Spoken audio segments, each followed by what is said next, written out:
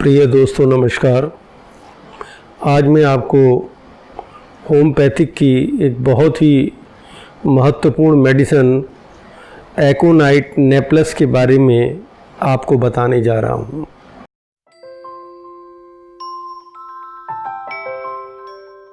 एकोनाइट नेप्लस के अंदर जितने भी लक्षण होते हैं वो ऑल ऑफ ए सडन आते हैं, जैसे तूफ़ान आता है, आने के पश्चात चला जाता है। इसी प्रकार इसके जो लक्षण होते हैं अचानक आते हैं, तेज़ी से आते हैं और उसके बाद तेज़ी से चले जाते हैं। और ये जितने भी लक्षण होते हैं ये बहुत ज़्यादा पेनफुल होते हैं। इसका पेशेंट बहुत ज़्यादा रेस्टलेस होता है।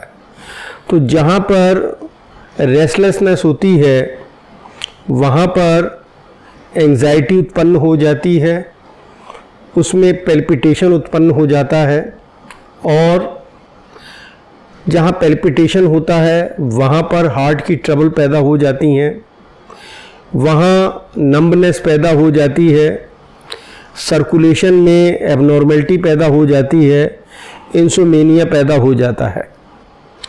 इसका जो पेशेंट होता है उसके दिमाग में एक ही कन्फ्यूज़न रहता है। कन्फ्यूज़न ये कि वो ये प्रेडिक्ट करता है कि इस दिन इतने बजे मेरी मृत्यु हो जाएगी। यानी कि राम और श्याम फिल्म की तरह दिलीप कुमार ने एक गीत गाया था, वो इस मेडिसिन पे फिट होता है कि आज की रात मेरे दिल की सलामी ले ले, कल तेरी बज़्म से दीवाना चला जाएगा, शम्मा रह जाएगी परवाना चला जाएगा।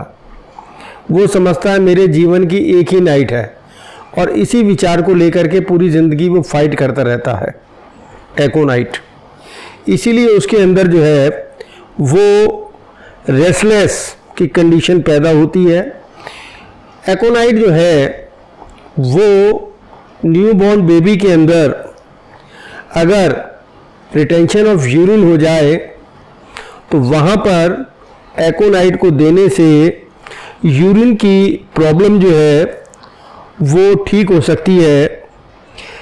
इसमें बहुत ज़्यादा फ्राइट होता है, यानी कि घबराहट, डर और ये सब चीज़ें रेस्टलेसनेस उत्पन्न करती हैं।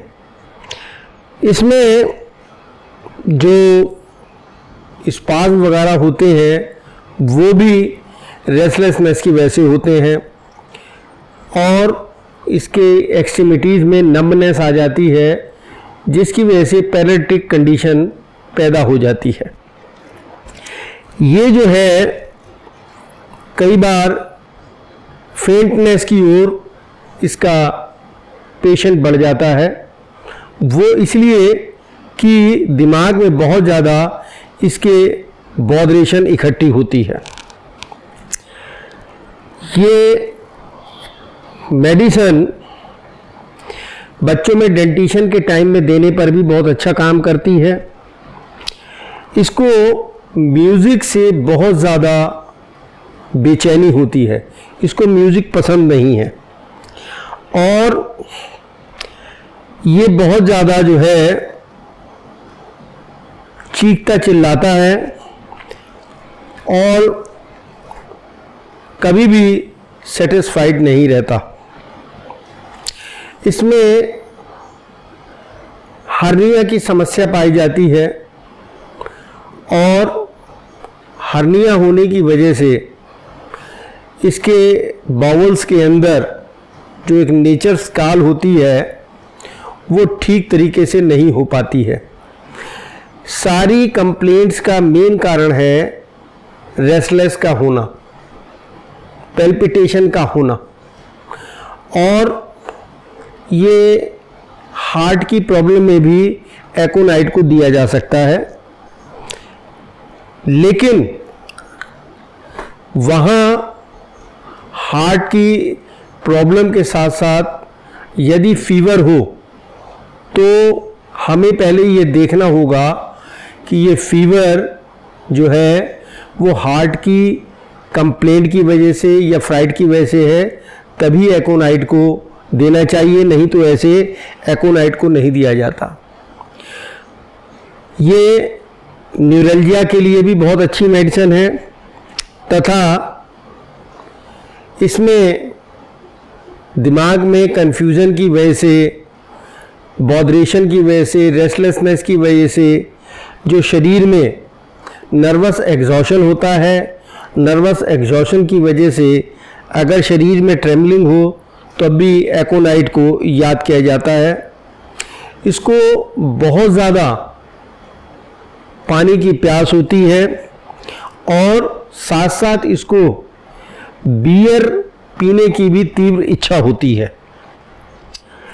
तथा इसको पेट में भारीपन महसूस होता है और उस भारीपन की वजह से इसको सांस लेने में दिक्कत महसूस होती है। इसका जो उदर होता है यानी कि एब्डोमेन, वो बहुत ज़्यादा सेंसिटिव होता है और इसमें स्टूल्स, क्योंकि जब बहुत डिफ़िकल्टी के साथ स्टूल निकलता है तो वो कई बार मिक्स्ड विद ब्लड पाया जाता है। यूरिनरी ट्रबल के लिए भी इसको याद किया जाता है। यदि यूरिन की मात्रा थोड़ी हो तथा यूरिन गर्म लगे और उसमें लाली हो और वो पेन के साथ यानी कि दर्द के साथ अगर आए तो भी इसको याद किया जाता है। इसको टेस्टिकल्स की स्वेलिंग के लिए और काइटिस के लिए और फीमेल की प्रॉब्लम सप्रेस्ड मेंसेस के लिए इसको याद किया जाता है।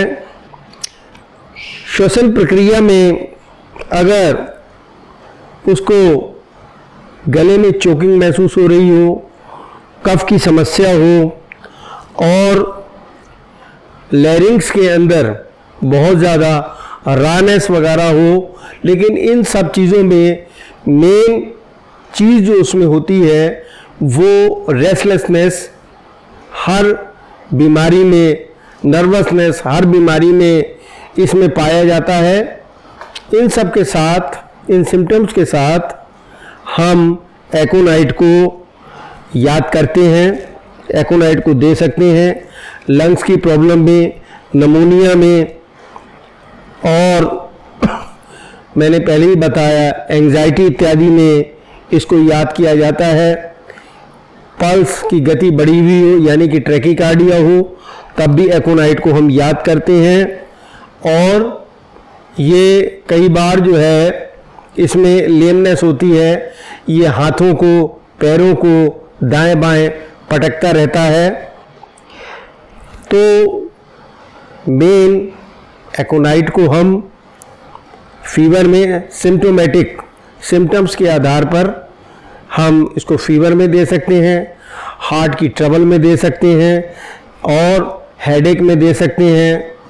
उसको हम जो है यूरिनरी ट्रबल में दे सकते हैं, डिस्टेंशन ऑफ स्टमक, जॉइंटिस, इन सब चीज़ों में हम इसको दे सकते हैं। लेकिन सबसे बड़ी बात टोटलिटी ऑफ सिम्टम्स के आधार पर हमें देखनी होगी कि उसके माइंड में बहुत ज़्यादा बॉदरेशन होती है, बहुत ज़्यादा रेस्टलेसनेस होती है। जहाँ पर ये सब सिम्टम्स मिले वहाँ पर बेझिझक एकोनाइट को दिया जा सकता है। और आपने इसके बारे में कुछ और पूछना हो तो कमेंट्स करके मुझसे पूछ सकते हैं। धन्यवाद।